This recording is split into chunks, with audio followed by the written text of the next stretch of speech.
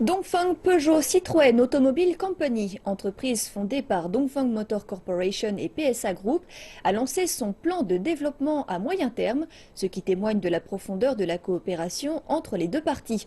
Les propriétaires de véhicules en bénéficieront, bien évidemment. C'est un reportage de Jiang Dongnu pour CCTV français.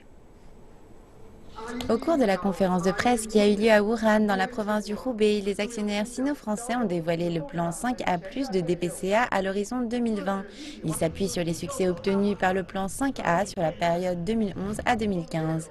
Par ailleurs, 5A est la note la plus haute dans la notation internationale de crédibilité pour les entreprises. Le plan 5A+, constitue un système intégral pour le développement. L'entreprise mettra l'accent sur la qualité, la taille et la performance visant l'excellence, au lieu de mettre la priorité sur le volume des ventes, et poursuivra la diversification visant à la rentabilité. Cela reflète la valeur de l'entreprise.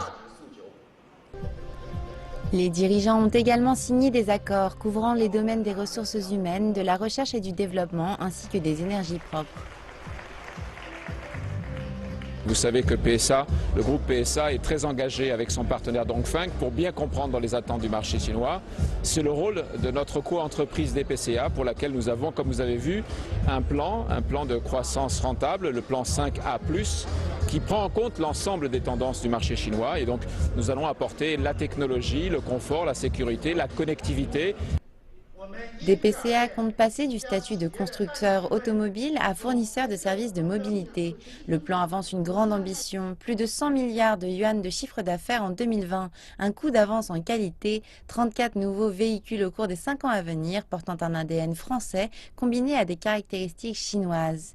Dongfeng possède 14% d'actions de PSA depuis 2014. Le partenariat stratégique lui permet d'accélérer le processus d'internationalisation, d'améliorer le système de gestion et d'obtenir plus de voix dans les diverses coopérations. De l'autre côté, PSA obtient de l'investissement et une ouverture sur le marché chinois. En somme, une situation gagnant-gagnant. Une croissance rentable est sans doute l'objectif partagé par Dongfeng et PSA. Avec ce nouveau plan, les entreprises comptent prospérer en garantissant une qualité irréprochable de leurs produits et services, tout en répondant aux goûts des consommateurs chinois.